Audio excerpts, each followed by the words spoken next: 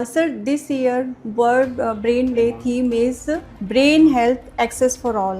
इसमें कितनी रियलिटी है? क्या वाकई में ब्रेन हेल्थ की अवेयरनेस एंड न्यूरोलॉजिकल केयर हर इंसान तक पहुंच पाई है? ब्रेन की बीमारी में कोई गरीबी अमीरी का डिफरेंस नहीं होना चाहिए। That's why they have insisted on कि ब्रेन की जो केयर है वो it has to be access for all, सबके लिए संभावित होनी चाहिए।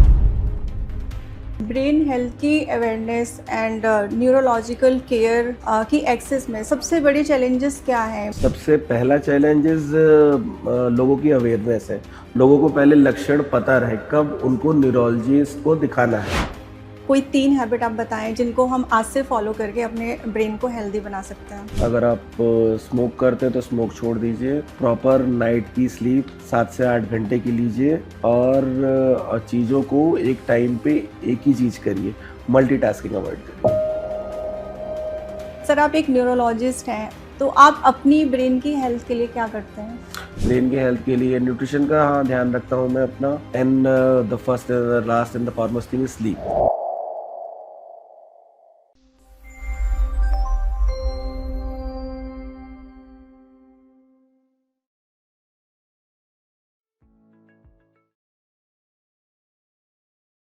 हेलो एवरीवन, मैं हूं नम्रता सिंह और आप सभी का स्वागत है ब्लू ओशन हेल्थ नेक्स्ट के इस world brain day special podcast में।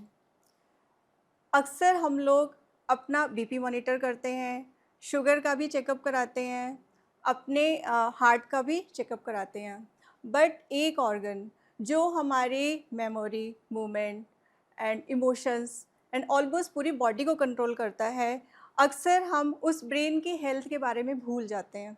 सो this year's world brain day theme is brain health access for all, और आज हम इसी पर बात करने वाले हैं। हम समझेंगे कि हमारा माइंड हमें कौन सी सिग्नल्स देता है जो हमें इग्नोर नहीं करने चाहिए, वो कौन से सिम्टम्स हैं जो हम इग्नोर कर देते हैं, और सबसे ज़रूरी बात, हमारे ब्रेन को हेल्दी रखने के लिए हमें क्या करना चाहिए। और आज इसी इम्पॉर्टेंट कन्वर्सेशन के लिए आज हमारे साथ हैं a renowned neurologist doctor Shishir Pandey. Doctor Shishir Pandey is a consultant neurologist at Felix hospital, Noida. Hello sir, blue ocean health ness के इस world brain day special podcast में आपका बहुत बहुत स्वागत है। Thank you.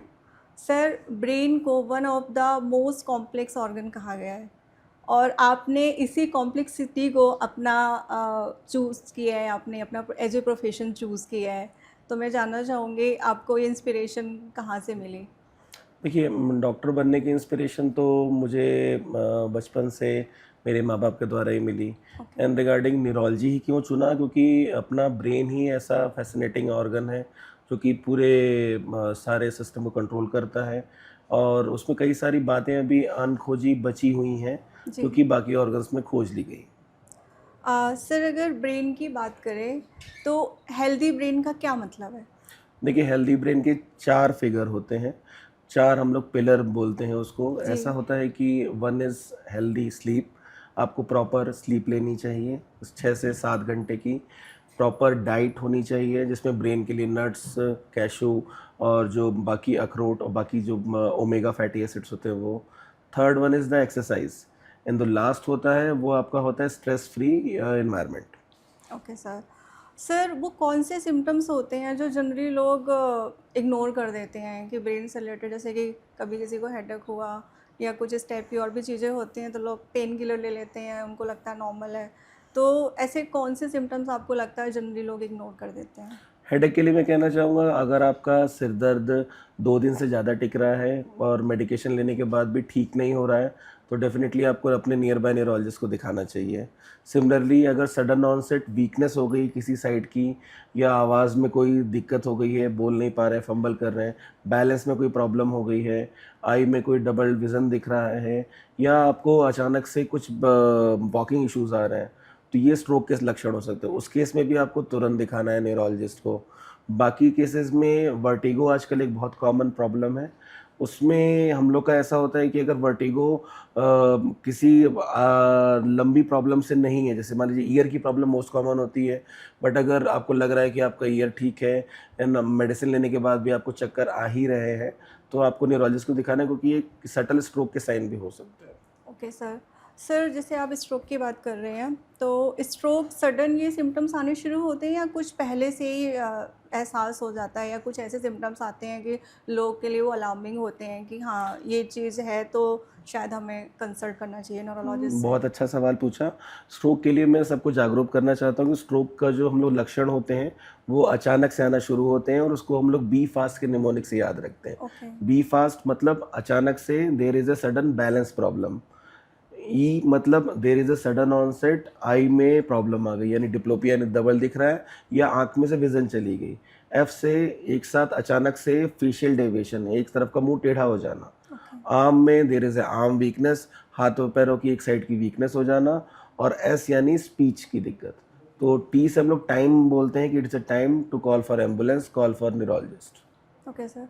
सर आप इतने सालों से पेशेंट्स को ट्रीट कर रहे हैं, न्यूरोलॉजिकल पेशेंट्स को, तो मैं जानना चाहूँगी सबसे ज़्यादा कौन सी न्यूरोलॉजिकल बीमारी वाले पेशेंट्स आपके पास आते हैं? मोस्ट कॉमन तो हेडेक है। ओके। वन हेडेक जो हमारा है इंडिया में most common is tension type headache, most common है। सेकंड नंबर पे आता है माइग्रेन एंड थर्ड नंबर पे हमारा stroke. Okay sir. Mostly in disease वाले पेशेंट आपके पास आते हैं, तो आपने ऑब्ज़र्व किया होगा पेशेंट्स टाइमली आ जाते हैं ट्रीटमेंट के लिए या फिर डिले करते हैं? हेडेक में तो जनरली वो लोग अपने फिजिशियंस या लोकल लेवल पे ट्राई करते हैं या सेल्फ मेडिकेट करते हैं। 1 या 2 दिन बाद अगर दर्द ठीक नहीं हो रहा था तब वो आते हैं। Okay sir. Sir this year world brain day theme is brain health access for all.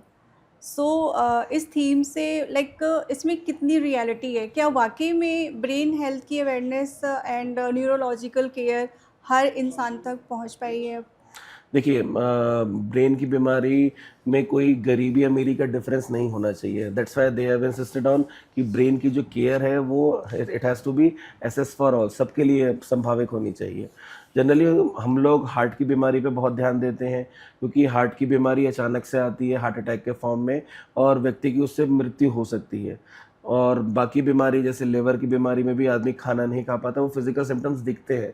Kidney की बीमारी में व्यक्ति डायलिसिस पे चला जाता है। जी। ब्रेन की बीमारी जनरली हम लोग इग्नोर करते हैं, क्योंकि ब्रेन की बीमारियां जनरली अगर स्ट्रोक है तो अब मतलब व्यक्ति दिखाने आ रहा है। अगर कोई स्लो डिजीज़ है जैसे डिमेंशिया हो गया, पार्किंसन हो गई, तो उसमें व्यक्ति को आने में उम्र की प्रॉब्लम समझ के उसको नज़रअंदाज कर देता है। Okay sir. सर आपको क्या लगता है ब्रेन हेल्थ की अवेयरनेस एंड न्यूरोलॉजिकल केयर की एक्सेस में सबसे बड़ी चैलेंजेस क्या हैं? मतलब क्या मतलब कैसे इसको इम्प्रूव कर सकते हैं कि न्यूरोलॉजिकल जो केयर है वो हर इंसान तक पहुंच पाए? सबसे पहला चैलेंजेस लोगों की अवेयरनेस है। लोगों को पहले लक्षण पता रहे कब उनको न्यूरोलॉजिस्ट को दिखाना है। एंड सेकेंड थिंग, हाँ डेफिनेटली इन्वेस्टिगेशंस वाला पार्ट है, क्योंकि कई सारी चीज़ें बहुत कॉस्टली हैं। अभी भी हमारे यहाँ कंट्री में MRIs और CTs कराना सबके बस की बात नहीं है। एंड थर्ड डेफिनेटली हमारे पास इतने न्यूरोलॉजिस्ट नहीं हैं कि जो सबका इलाज कर सकें। Okay sir. सर इंडिया में न्यूरोलॉजिकल केयर को एक्सेसिबल बनाने के लिए क्या हम बड़ा चेंज कर सकते हैं? क्या चेंज होना चाहिए? न्यूरोलॉजिकल केयर के लिए हम लोग इंडिया में अगर एक्सेसिबल बनाना है तो हम लोग बेसिक फिजिशियंस को जो बेसिक न्यूरोलॉजिकल बीमारी है या उनको पहचानना सिखाना, या बेसिक अपने जो पॉपुलेशन है उनको कैसे हम लोग एजुकेट कर सकते हैं कि ये सिम्टम हो तो आपको न्यूरोलॉजिस्ट के पास आना है। और एक मैं टेली न्यूरोलॉजी पे भी जोर देना चाहूँगा कि जैसे काफ़ी रिमोट एरिया है, वहाँ पे न्यूरोलॉजिस्ट की एक्सेसिबिलिटी नहीं है, तो वहाँ पे वो टेली न्यूरोलॉजी के थ्रू कंसल्ट कर सकते हैं। ओके, मीन्स ये अवेयरनेस का काफ़ी बड़ा रोल है यहाँ पर भी।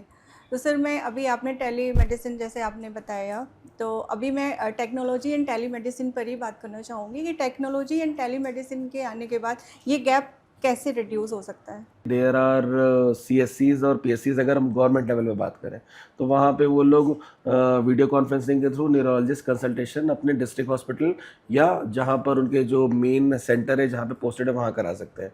सिमिलरली प्राइमरी हेल्थ केयर में आजकल ऐप के द्वारा भी हो रहा है, they can book A consultation, video consultation book कर सकते हैं लोग, चाहे वो गाँव में हो चाहे वो शहर में हो, तो इसके थ्रू एसेसिबिलिटी बढ़ सकती है। Right, very true. सर, एक फ्रेज बहुत सुनने में आता है, टाइम इज़ ब्रेन। इसका एक्चुअल मीनिंग क्या है? देखिए, ये टाइम इज़ ब्रेन हमारा जब स्ट्रोक के कंडीशन में कहा जाता है, जब स्ट्रोक होता है तो अगर हम जितना डिले करते हैं, क्योंकि 1 मिनट में लगभग 19 लाख सेल्स ब्रेन की मरती हैं ओह, और ब्रेन की सेल्स में रीजनरेशन की पावर लगभग ना के बराबर होती है। ओके, ऑल्दो जो सेल्स डेड हो जाती है उसका फंक्शंस बगल वाली सेल्स लेती हैं, बट ये इतना जल्दी न्यूरोप्लास्टिसिटी पॉसिबल इतनी जल्दी होती नहीं है, इट टेक्स टाइम, 3 महीना लगता है। तो डेफिनेटली टाइम इज़ ब्रेन, जितना जल्दी अगर स्ट्रोक या लकवे के लक्षण हैं, बी फास्ट जैसे मैंने निमोनिक बताया जी, था, तो आपको तुरंत अपने नियर बाय न्यूरोलॉजिस्ट के पास पहुंचना है। अगर स्ट्रोक किसी क्लॉट के कारण होगा तो हम लोग उसमें क्लॉट बस्टिंग एजेंट देकर उसको हम लोग ब्रेक कर सकते हैं और सप्लाई वापस से रिस्टोर करी जा सकती है। अगर किसी हेमरेज के कारण पे स्ट्रोक हो रहा होगा कि तब हम उसको प्लग इन करके वहाँ पे इंटरवीन करके रोक सकते हैं। Okay sir. सर, जैसे फैमिली में या किसी को भी अगर स्ट्रोक सस्पेक्ट होता है तो उस टाइम पर कुछ ऐसा क्या कर सकते हैं जिससे कि मतलब लाइक फर्स्ट एड कि पेशेंट को थोड़ा सा लाइक रिलीफ हो और बचाया जा सके? देन नेक्स्ट स्टेप तो है कि हम न्यूरोलॉजिस्ट के पास जाएंगे, बट फर्स्ट स्टेप क्या होना चाहिए? फर्स्ट स्टेप तो मैं वही कहूँगा, टाइम इज़ ब्रेन। अगर स्ट्रोक का कोई भी लक्षण है तो आपको समय बिल्कुल भी ज़ाया नहीं करना है, तुरंत आपको नियर बाय हॉस्पिटल में जहाँ पे न्यूरोलॉजिस्ट की सुविधा वहाँ पहुँचना है। ओके, मिर्गी के लिए हाँ, हम लोग फर्स्ट एड बोल सकते हैं कि मिर्गी में कोई ऑब्जेक्ट कोई मुंह में नहीं डाले, जनरली लोग चम्मच कोई हार्ड ऑब्जेक्ट मुंह में डाल देते हैं जिससे दांत टूट जाता है और एस्पिरेशन का चांस रहता है, और बाकी पेशेंट को लेफ़्ट लैटरल कर देना है मिर्गी के लिए केस में, और जब तक अगल-बगल से कोई जिस चोट लगने वाली चीज़ है वो हटा देनी है, और उसके बाद फिर झटका या मिर्गी के दौरे शांत होने पर नियर बाय हॉस्पिटल ले जाना है। Okay sir. सर, आपको क्या लगता है सिर्फ पेशेंट की फैमिलीज आपसे आके मिलती हैं, वो बताते भी होंगे कि इनको ऐसा हुआ तो हमने ये किया, आपको क्या लगता है कि वो कौन सी कॉमन मिस्टेक्स हैं जो फैमिलीज जनरली करते हैं पेशेंट के साथ ऐसी प्रॉब्लम्स होने पर? देखिए हाँ, फैमिली, पेशेंट की और इवन हम लोग के भी रिलेटिव्स जो हैं, एज ए डॉक्टर मैं बोल रहा हूँ कि वो जनरली हेल्थ को बड़ा निग्लिजिबल पार्ट मानते हैं कि हेल्थ अगर अगर पे कोई पैसा खर्चा हो रहा है तो वो बहुत ही फिजूल का है। वो महंगी चीज़ें खरीद लेंगे, बाकी चीज़ें खरीद लेंगे, बट जो बेसिक हेल्थ की जांचें करा के रखना है, जो प्रिकॉशनरी कराते हैं, क्योंकि चौथा पिलर ब्रेन हेल्थ का अपनी आपकी पुरानी जो बीमारियां हैं, शुगर, बीपी, थायराइड, इनको कंट्रोल रखना है। वो कंट्रोल रहेगा तो आपको स्ट्रोक नहीं होगा। ओके, तो वो कंट्रोल उसको व्यक्ति को बनाए रखने के लिए आपको कम से कम एटलीस्ट साल में एक बार जांच करानी है। वो सब कोई नहीं कराता, कोई अवेयरनेस नहीं। शायद आप सही कह रहे हैं कि लोग प्रिवेंटिव हेल्थ चेकअप्स नहीं कराते हैं, उसकी वजह से लोग सडनली प्रॉब्लम को फेस करते हैं कि कभी स्ट्रोक की प्रॉब्लम हो गई और ये सारी प्रॉब्लम्स उनको हो जाती हैं। सर, क्या कोई ऐसा केस आपको याद है, कोई पेशेंट स्टोरी जिसमें आपको लगा हो कि टाइमली ट्रीटमेंट मिलने से पेशेंट को फिजिकली डिसेबल होने से या मतलब अच्छा क्योर उनको मिला और सक्सेसफुल ट्रीटमेंट रहा? हाँ, एक यंग पेशेंट था।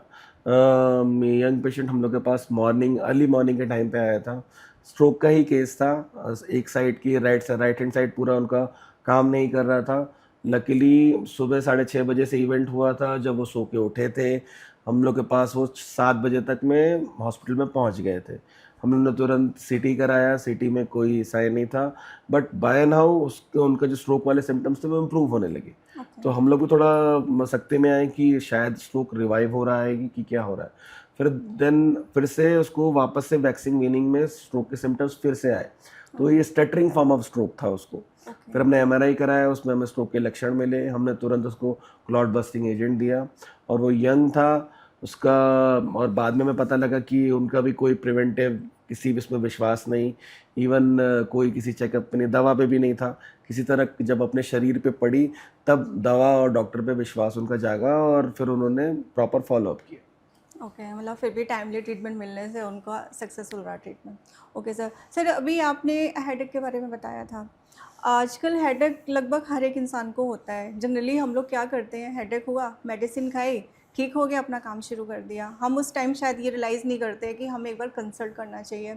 तो ये अब लोगों को कैसे पता चले कि ये हेडेक नॉर्मल है या फिर कोई और न्यूरोलॉजिकल प्रॉब्लम है लाइक माइग्रेन या कुछ और है? देखिए, हेडेक के लिए तो सबसे पहले मैं ये बोलूँगा कि अगर आपका सिर दर्द 2 दिन से ज़्यादा टिकता है मेडिसिन लेने के बाद भी, तो वो खतरनाक हो सकता है। ओके, दूसरा, माइग्रेन के प्रॉपर एक लक्षण होते हैं। माइग्रेन में आपको सिर दर्द जनरली आधे सर में रहेगा। सिर दर्द पल्सेटाइल मतलब एकदम आएगा, जाएगा, टप-टप टाइप का रहेगा। ओके, दूसरा, ये इसमें वॉमिटिंग, उल्टी आना और जी मिचलाना और साथ में चक्कर आना वैसे सिम्पटम भी हो सकते हैं। और साथ में लाइट और साउंड से फोटोफोबिया, फोनोफोबिया वो भी होगा। तो ओके, ये सब लक्षण मिलेंगे तब माइग्रेन को हम लोग बोलते हैं कि इट इज़ ये माइग्रेन के लक्षण है। उसमें तो डेफ़िनेटली आपको न्यूरोलॉजिस्ट को दिखाना है। ओके। मतलब ये सिम्पटम्स अगर साथ में हैं हेडेक होते समय तो न्यूरोलॉजिस्ट को जाके कंसल्ट करें। Okay sir. सर जैसे लोग हेडेक होने पे जनरली मेडिसिन खा लेते हैं, तो ये ठीक है ऐसे मेडिसिन लेना मतलब ठीक रहता है या आगे चल के ये बहुत हार्मफुल हो सकता है? एक डिफरेंट एंटिटी ऑफ हेडेक होता है, इसको हम लोग बोलते हैं मेडिकेशन ओवर यूज हेडेक। जब ज़्यादा व्यक्ति मेडिकेशन सिर दर्द की खा लेता है तो ब्रेन अपना सुपर सेंसिटिव हो जाता है, मतलब उसको आदत लग जाती है, तो वो इसलिए वो हेडेक प्रेसिपिटेट करता है। तो ये अगर आप ज़्यादा मेडिसिन का सेवन करते हैं तो उसके हिसाब से आपकी किडनी पे भी असर आएगा और ये मेडिकेशन ओवर यूज हेडेक होने की संभावना भी रहती है। ओके। सर आजकल लोगों की लाइफ में स्ट्रेस भी बहुत है, स्लीप डिसऑर्डर भी हो रहे हैं, तो ये स्ट्रेस, स्लीप एंड ये बाकी की जो चीज़ें हैं लाइक स्क्रीन टाइम भी आजकल लोगों का बहुत बढ़ गया है। तो क्या इन चीज़ों का भी इम्पैक्ट पड़ता है माइग्रेन या फिर और बाकी की न्यूरोलॉजिकल प्रॉब्लम्स पर? ये बहुत अच्छा सवाल है। डेफ़िनेटली पड़ता है। मैंने जैसे बताया, अगर आप स्क्रीन टाइम आपका जितना है, उतना अगर आपका स्लीप है, तब आप उसको कोप आउट कर पाएँगे। कुछ भी अगर स्क्रीन टाइम ज़्यादा होगा, स्लीप कम होगी, तो डेफ़िनेटली आपको माइग्रेन या बाकी न्यूरोलॉजिकल डिज़ीज़ेज़ होने का चांस रहेगा। ओके, सेकंड थिंग, न्यूट्रिशन में भी आपको समय पे खाना, और क्योंकि ब्रेन खाली ग्लूकोज़ और कीटोन्स यूटिलाइज़ करता है, और जितना खा रहे हैं उसमें भी नट्स, ओमेगा फैटी एसिड और बाकी चीज़ों की मात्रा अच्छी खासी होना। थर्ड अपना एक्सरसाइज है। और जो चौथी चीज़ है वो अपनी बाकी जो पुरानी बीमारियां हैं, अगर आपको हैं, नहीं है तो वेल एंड गुड, अगर हैं बीपी, शुगर, थायराइड, उसको कंट्रोल रखना। Okay sir. सर एपिलेप्सी लोग जानते हैं बट इतना अच्छे से नॉलेज नहीं होती लोगों को। मैं जानना चाहूँगी एपिलेप्सी होता क्या है? देखिए, एपिलेप्सी पहले तो लोग ये सीज़र बोलते हैं हम लोग मेडिकल भाषा में, ये ओके, जूलियस सीज़र से डिराइव हुआ था। जूलियस सीज़र को भी सीज़र आते थे ओके, और बहुत सारी और हस्तियाँ, अलेक्जेंडर को भी सीज़र आता था। ओके, तो बहुत सारे ऐसे लोग हैं जिनको, महान लोग जिनको सीज़र की बीमारी थी। सीज़र भी वहीं से डिराइव हुआ है। एंड उसमें पहले हम लोग उसको दैविक आपदा समझते थे कि किसी ऊपरी माया का प्रकोप है, इसकी वजह से ये हो रहा है। पर जनरली ये ब्रेन में अनकंट्रोल्ड इलेक्ट्रिक डिस्चार्जेस होते हैं, उसकी वजह से ये होता है। Okay sir. सर एपिलेप्सी को लेके लोगों के माइंड में सबसे बड़ा मिसकॉन्सेप्शन क्या है? सबसे बड़ा मिसकॉन्सेप्शन एपिलेप्सी को लेके सबसे बड़ा मिसकॉन्सेप्शन ये है कि ये कभी ठीक नहीं हो सकती।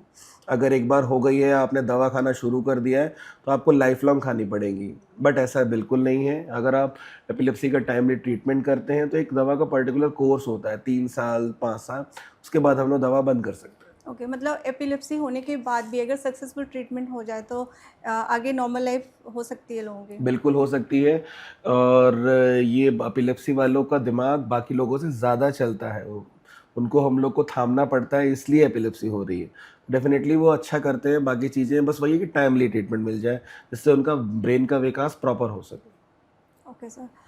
सर अगर हम एल्डरली पर्सन की बात करें तो कुछ टाइम में ऐसा लगता है उनकी मेमोरी वीक हो रही है, मूवमेंट स्लो हो रहा है, तो ये क्या जनरली वाकई में एज की वजह से, एज से रिलेटेड प्रॉब्लम है या ये कोई बीमारी भी है?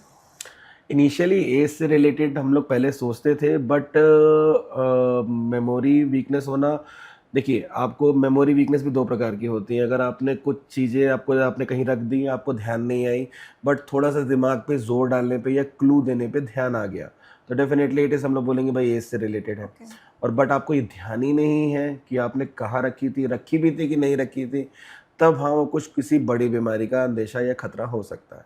सिमिलरली स्लोनेस भी हमारा स्लो डेफिनेटली ओल्ड एज में हो जाते हैं, जॉइंट पेन बाकी चीज़ों से हो जाते हैं, बट यही स्लोनेस के साथ में हाथों पैरों का कंपन आना, है ना, हाथों पैरों में अकड़न आना, उसके बाद भूलना, और स्पीच में जो बाकी स्लोनेस के साथ में बाकी चीज़ों में भी रिस्पॉन्स रेट कम हो जाना, ये पार्किंसन के लक्षण हो सकते हैं। Okay sir. तो मतलब अगर साथ में ये चीज़ें हैं तो न्यूरोलॉजिस्ट को कंसल्ट करना चाहिए। डेफिनेटली। ओके। तो सर जैसे कि फैमिली में अगर कोई ऑब्जर्व करता है तो उनको मतलब घर पे भी कुछ ऐसी प्रिकॉशन लेके उसको इम्प्रूव किया जा सकता है, या फिर न्यूरोलॉजिस्ट को कंसल्ट करना ही इसका एक देखिए, लाइक। मैंने वही अगर एज रिलेटेड है तो डेफिनेटली आप घर पे प्रिकॉशन लेके आप उसको सपोर्ट कर सकते हैं। इम्प्रूव तो तभी नहीं करेगा, उसके लिए आपको दिखाना ही पड़ेगा। एंड सेकंड थिंग जो वो है कि अगर ये पूरा टेट्राड ऑफ सिम्टम्स है, चारों सिम्टम्स आ रहे हैं, तो वो पार्किंसन है, उसके लिए तो आपको जो पर्टिकुलर मेडिसिन रहती है, सिंडोपा या जो भी है, वो उसका यूज़ करके ही फिर हम लोग ठीक कर सकते हैं। Okay sir. सर ये था पार्किंसन डिजीज़ के बारे में। सर मैं जानना चाहूँगी डिमेंटिया, इसमें क्या होता है, इसके क्या अर्ली साइंस होते हैं जो। डिमेंशिया के लिए आज का जो मोस्ट कॉमन पार्ट है दैट इज़ अल्जाइमर्स डिजीज़ होता है, और उसमें जनरली आदमी जो अपने रोज़मर्रा की ज़िंदगी होती है उसका कुछ जो काम वो रेगुलर बेसिस पे सालों से करता है वो भूलने लगता है। जैसे मंदिर जा रहा था या कहीं पे कोई सामान कहीं पे रख के वहाँ रख रहा था, वो भूलने लगता है, और बाकी फिर रास्ते भूलता है, फिर बाकी और भी चीज़ें वो धीरे-धीरे भूलने की आदत पड़ जाती है। उससे कन्फ्यूज़न, उससे फिर बिहेवियर में चेंजेस, की उसको इरिटेशन होने लगती है कि मेरे को तो याद रहता था, वाई मैं इतना भूल क्यों रहा हूँ। फिर स्लीप पैटर्न में सबसे पहले प्रॉब्लम में दिक्कत आती है, एंड बाकी चीज़ें आती हैं। अन्य प्रकार के डिमेंशिया भी होते हैं, जैसे फ्रंटोटेम्पोरल डिमेंशिया, जिसमें बिहेवियरल प्रॉब्लम पहले आता है। जैसे कि जो लोग पहले गुस्सा करते थे, वो शांत हो जाते हैं। बोले पेशेंट आता है, बोलते पापा तो पहले बहुत गुस्सा करते थे, अब तो एकदम शांति से कोने में पड़े रहते हैं, कोई मेहमान आता है उससे बात भी नहीं करते हैं। और बाकी एक अपना डीएलबी करके एक होता है, dementia associated with Levi bodies, उसमें हेलुसिनेशन होता है, मतलब जो लोग मर गए हैं वो भी दिखने लगते हैं, किसी से व्यक्ति हवा में किसी से बातें करने लगता है, ऑडिटरी एंड विजुअल दोनों हेलुसिनेशन। तो कई और प्रकार के डिमेंशिया हैं। डिमेंशिया पहले अनट्रीटेबल था, बट आजकल के नई दो मेडिसिन मोनोक्लोनल एंटीबॉडी एफडीए ने अप्रूव करी हैं। हम लोग प्रॉपर इन्वेस्टिगेशन करा के अगर हम लोग टाइमली दे दें, यानी माइल्ड डिमेंशिया में, तो वो हम लोग रिवर्स भी कर सकते हैं। ओके। तो सर जैसे आपने बोला कि टाइमली अगर ट्रीटमेंट मिल जाए उनको, तो लाइक फैमिली में फैमिली मेम्बर्स को कैसे, वो उनको कैसे पता चले कि हाँ हमारी फैमिली में इनको ये प्रॉब्लम स्टार्ट हो रही है, तो सब इसके लिए कुछ वार्निंग साइंस। सबसे पहले तो अपनी रोज़मर्रा की चीज़ें रखना वो भूलने लगेंगे वो, एंड उनको लगेगा कि जिस काम के लिए जो हमारे पिताजी, हमारे माताजी या जो भी ग्रैंडफ़ादर हैं वो इंडिपेंडेंट थे, वो अब किसी की मदद माँग रहे हैं उसके लिए। तो this is the first warning sign. Okay sir. तो मतलब ये सिम्टम्स आने पर न्यूरोलॉजिस्ट को जाके कंसल्ट करें। Okay sir. सर अगर हम ब्रेन हेल्थ की बात करें, जो कि मोस्ट इम्पॉर्टेंट है आज के टाइम में, सभी को अपनी ब्रेन की हेल्थ का ध्यान रखना चाहिए, तो सबसे ज़रूरी चीज़ क्या है जो हमें करनी चाहिए ब्रेन को हेल्दी रखने के लिए? सबसे ज़रूरी चीज़ स्लीप। स्लीप। और कौन सी हैबिट्स हैं वो, कोई 3 हैबिट आप बताएं जिनको हम आज से फॉलो करके अपने ब्रेन को हेल्दी बना सकते हैं? अगर आप स्मोक करते हैं तो स्मोक छोड़ दीजिए, प्रॉपर नाइट की स्लीप 7 से 8 घंटे की लीजिए, और चीज़ों को एक टाइम पे एक ही चीज़ करिए, मल्टीटास्किंग अवॉइड करिए। Okay sir. मल्टी आजकल तो सभी लोग मल्टीटास्किंग बन रहे बट हैं। हमारा ब्रेन बना नहीं होता, बट वो मतलब एक बार में एक ही काम करने के लिए बना होता है। ओके, मतलब मल्टीटास्किंग बनने से बचना चाहिए ब्रेन की हेल्थ के लिए। Okay sir. सर क्या एक्सरसाइज एंड सोशल इंटरेक्शन ये भी हेल्पफुल है हेल्दी ब्रेन के लिए? डेफिनेटली हेल्पफुल है, जबकि अल्जाइमर्स तो हम लोग बोलते ही उनको हैं कि ये इनका सोशल सर्किल ख़त्म हो गया। व्यक्ति अच्छा खासा 60 साल तक जॉब करता है, सब लोगों से मिलता खुलता है, तो उसका ब्रेन एक्टिव रहता है। उसके बाद वो रिटायर होकर घर पे बैठ जाता है, उसके बाद से ब्रेन उसका स्लो होना धीरे धीरे धीरे धीरे करके शुरू हो जाता है। ये पहले शुरुआत के लिए होता है। तो डेफिनेटली सोशल इंटरेक्शन और एक्सरसाइज, वॉकिंग खासकर, ये ज़रूरी है ब्रेन हेल्थ के लिए। ओके। मतलब एक्सरसाइज एंड सोशल इंटरेक्शन का भी काफ़ी इंपॉर्टेंट रोल है ब्रेन को हेल्दी रखने में। Okay sir. सर आजकल यंग जनरेशन में स्क्रीन टाइम बहुत बढ़ गया है, मतलब बच्चे भी आजकल बहुत ज़्यादा स्क्रीन की हैबिट पड़ गई है, लैपटॉप, टीवी, मोबाइल पर रहते हैं। आप क्या एडवाइस देंगे ऐसे लोगों के लिए? इसको हम लोग डिजिटल डिमेंशिया बोलते हैं। इसमें होता क्या है कि स्क्रीन टाइम या बाकी हम लोग फीड्स जो रील्स हैं, बाकी चीज़ें देख रहे हैं, उससे सारी इन्फॉर्मेशन हमारे दिमाग में आ रही है ना? रिट्राइवल की पावर एकदम ज़ीरो हो जाती है, मतलब जो इन्फॉर्मेशन निकालने की पावर। ओके। तो इसीलिए जब रिट्राइवल ज़ीरो होता है तो मेमोरी का स्टोरेज वो ख़राब हो जाता है, इवन मेमोरी भी हमारी चली जाती है। ओह! Okay sir. मतलब screen time is not good for like जो आजकल यंग जनरेशन में है। ठीक है सर। सर आजकल मतलब ऐसी कोई पेशेंट की सक्सेस स्टोरी आपको याद है जो कि आपको लगा हो कि मतलब इमोशनली आप उससे अटैच हुए हों या आपको डीपली इम्पैक्ट किया हो? हमारे में एक यंग पेशेंट आई थी जो कि प्रेगनेंसी के बाद में उनको एक सेरेब्रोवेनस साइनस थ्रोम्बोसिस हो गया था। तो मतलब वो अपने बच्चे की शक्ल प्रेगनेंसी के मतलब डिलीवरी के बाद देख भी नहीं पाई थी, oh! And she had a stroke. Okay. And after that जब उनको होश आया, तो होश आने के बाद में उनको ये याद था कि she is pregnant, still pregnant, and जो पहले वर्ड थे वो थे कि मुझे मेरे बच्चे की शक्ल देखनी है। राइट। सर क्या आपको कभी लगता है कि पेशेंट से भी डॉक्टर्स को कुछ सीखने को मिलता है? डेफ़िनेटली मिलता है। कई सारे पेशेंट्स हम लोग को बहुत कुछ सिखा के जाते हैं कि एक्चुअली देखिए हम लोग जो भी सीख रहे हैं किसी भी डॉक्टर को सिखाने में, जहाँ तक रिसर्च आर्टिकल्स, किताबें उतना हाथ होता है उतना पेशेंट भी से है। अगर पेशेंट में कि हम लोग को उसका मतलब what is the practical implication और सामने वाला उसको कैसे रिस्पॉन्स करता है, ये पेशेंट के थ्रू ही पता लगता है। Okay sir. सर जैसे कि आजकल न्यूरो साइंस काफ़ी इवॉल्व हो रहा है, तो आने वाले 10 सालों में आप न्यूरो साइंस ये न्यूरोलॉजी को आप कहाँ देखते हैं? कैसा फ्यूचर रहने वाला है और न्यूरोलॉजी का? डेफिनेटली जैसे मैंने बताया कि टेली न्यूरोलॉजी एक आगे आने में फ्यूचरिस्टिक चीज़ होगी कि डॉक्टर एक जगह बैठा होगा एंड बाकी पेशेंट उससे consultation tele radiology and tele neurology के थ्रू कर रहे होंगे। सेकेंड थिंग, डेफिनेटली इन्वेस्टिगेशन सस्ते हो जाएंगे। Okay sir. एमआरआई, ईईजीज जो ब्रेन वेव्स की जांच होती है, एनसीवीज, ये सब सस्ते हो जाएंगे, तो definitely it will also help. Okay sir.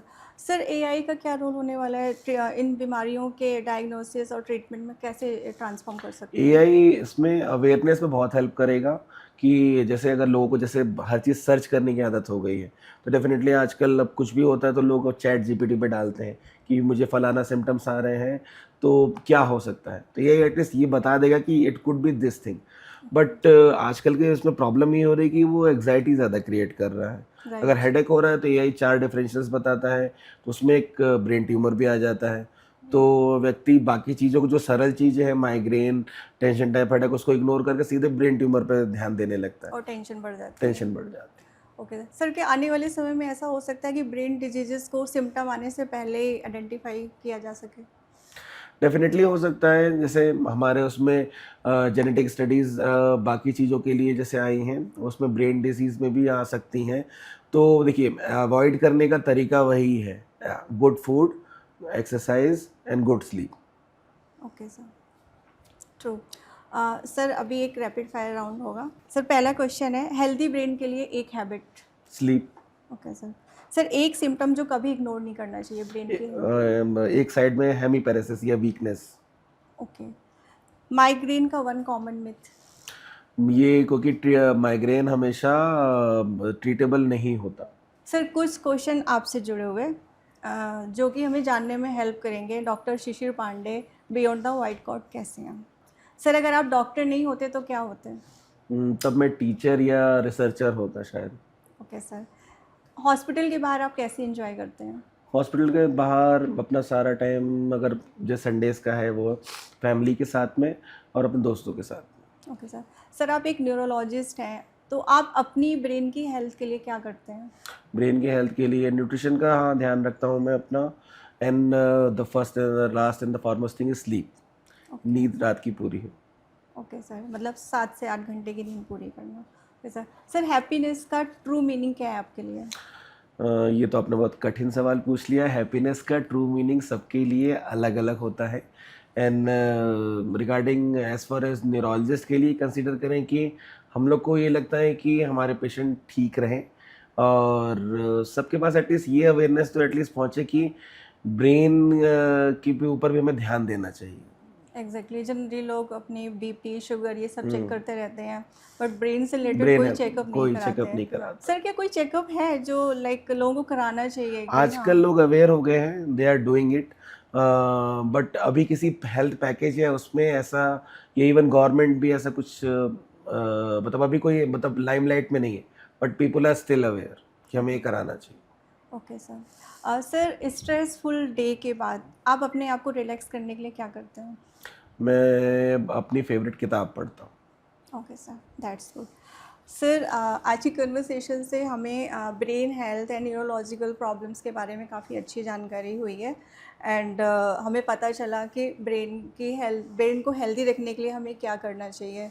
Sir अपना कीमती समय देने के लिए एंड अपना वैल्यूबल इंसाइट शेयर करने के लिए आपको बहुत बहुत धन्यवाद। Thank you. Thank you. So इस साल की वर्ल्ड ब्रेन डे थीम है brain health access for all, और ये हमें याद दिलाती है कि awareness, timely diagnosis and neurological care हर इंसान तक पहुंचनी कितनी ज़रूरी है।